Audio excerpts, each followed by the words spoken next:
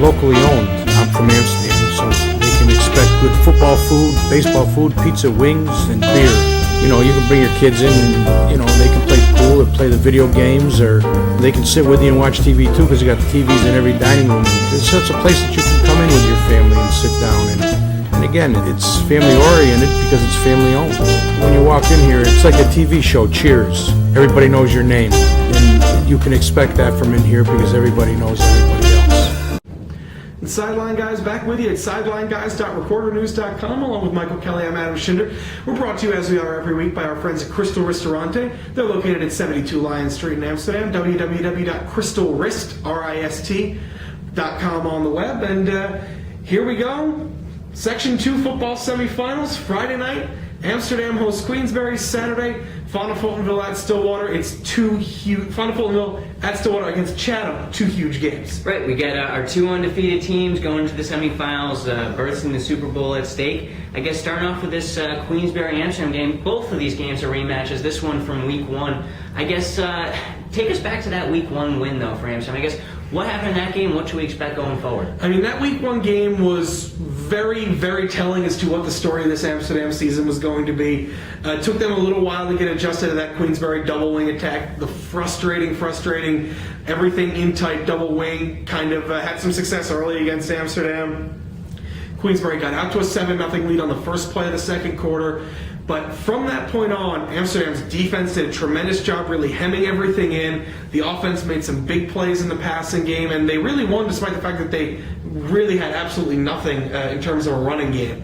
But what they were able to do that game, they limited any big plays from that Queensberry offense. They really hold them down to 2-3 yards a carry and forced them into some passing situations, which was a big deal in that game because in that game, Queensberry was starting their backup quarterback, Tyler Reynolds. Now, Mike Hewitt is back at quarterback for Queensberry, and not only that, Nick Ketter, their tight end, fullback, running back, just about everything, has turned into really one of the elite players in the entire section. Right, well, you were saying they held Queensberry to a very small yardage each play. Ketter's coming in over 10 yards a carry, over 20 yards of reception on the season, buoyed by some big weeks the past 4 or 5 weeks as this Queensberry team is really rounded into form.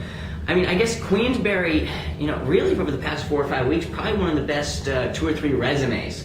Maybe not necessarily the teams, but just who they've played and who they've beaten these past few weeks. It's been really impressive.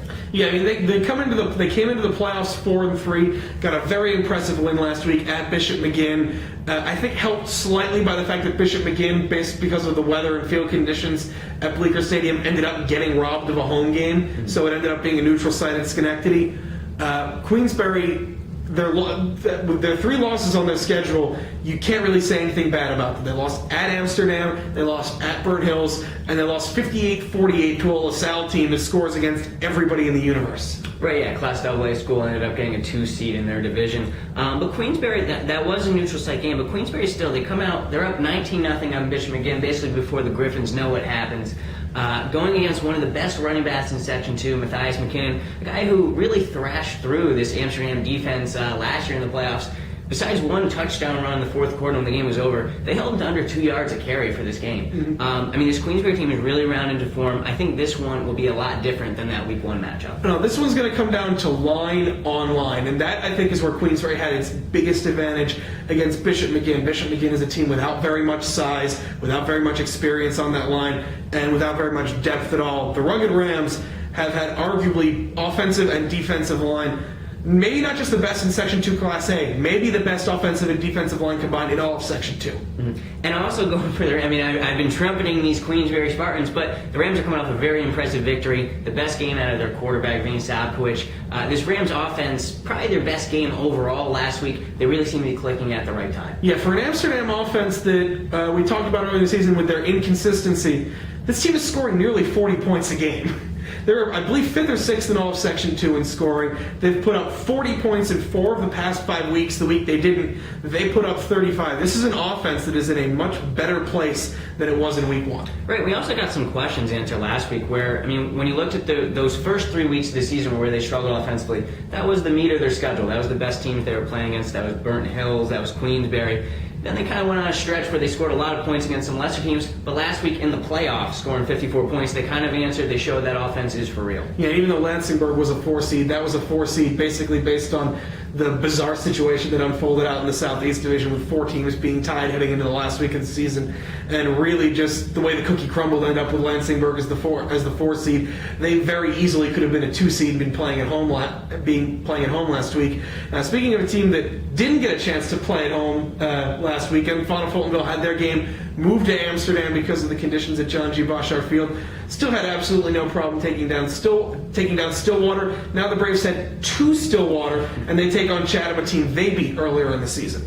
Right, and that was a game early in the season, which, it was kind of a weird game looking back, because the final score was 33-20, but when you go back to the game, it wasn't really that close. The Braves were up 21-0 after the first quarter, kind of demoralized the Panthers with a late touchdown as time expired. At the same time, statistically, this was probably the Braves' worst game offensively. It was Cody Shaw's worst game. It was Wally Kowalski, the team's running back. It was his worst game besides the Water of Elite mud game. So this is a game I think you just completely throw out that first one. This is going to be a completely different game. Yeah, Chatham's been strange this season. They had a bit of an uneven season. They were very good the first couple of weeks. Then they were very uneven the middle portion of their schedule, losing out at Fana Fultonville, losing to Water of Elite, very nearly losing at Canajoharie. But then they've really come into form, sprung a big win, comeback win to beat Tamarack, Tamarack on the road, which I think tells you a bit about the relative strength of the two divisions. In Class C, that shows that really behind Hoosick Falls there was not a ton in that North Division, but Chatham's coming in with some momentum. They've kind of split their quarterback duties a little bit over the past couple of weeks. Jason Summers really being used as more of a running option. Ryan Keel being used when they're in some longer passing situations. But again, with Chatham, it's going to come down to what it's come down to with these Fana Fultonville Chatham games over the past couple of years.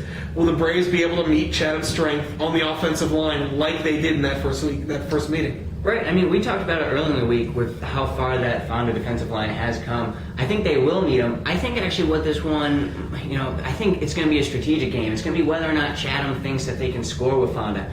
I'm not sure that you can just try to hand the ball off like they have, and I think they do have to try to strike for some big plays because the Braves are going to score more than 30 points in this game. They only had 33 the first time, but that was because they kind of called off the dogs, like I was saying, in those third and fourth quarters.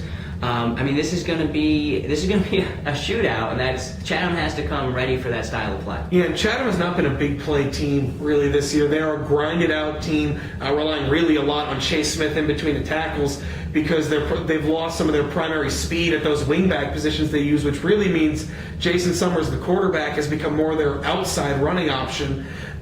Which actually makes their offense very predictable. When they put one wing back in motion, the ball's going to Chase Smith on a lead. When they put the other wing back in motion, it's either a toss or a cutback on the other side.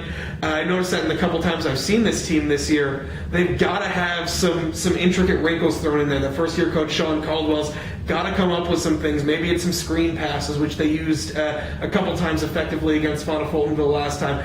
Maybe it's just altering up your play calling just a little bit to keep a Fana Fultonville very aggressive defense at bay. Right. I think that Coach Caldwell is capable of that too. A rookie head coach, and really impressive job that he's done this year. They start off with those 2 wins after getting the week 1 bye, really strange situation. And then they have those 2 losses, and then like we've said, they came back with 3 straight wins. Their season was threatening to be derailed, and they were able to right it. But this is a team coming in with a lot of momentum. I think that they will be able to meet the challenge. Yeah, be a big weekend of football once again. Friday night, 7 p.m., Lynch Literacy Academy. Amsterdam hosts Queensbury. The next night, also 7 p.m., it's the second game of a doubleheader up at Stillwater. Fana Fultonville against Chatham. Both teams looking to get back to Super Bowls for the first time in a while. We'll have plenty more coverage on that, see if we're moving on for one more week, or see if we're back to wrap up the season next week. But until then, for Michael, I'm Adam, we're the Sideline Guys, and we'll see you next time at sidelineguys.recordernews.com.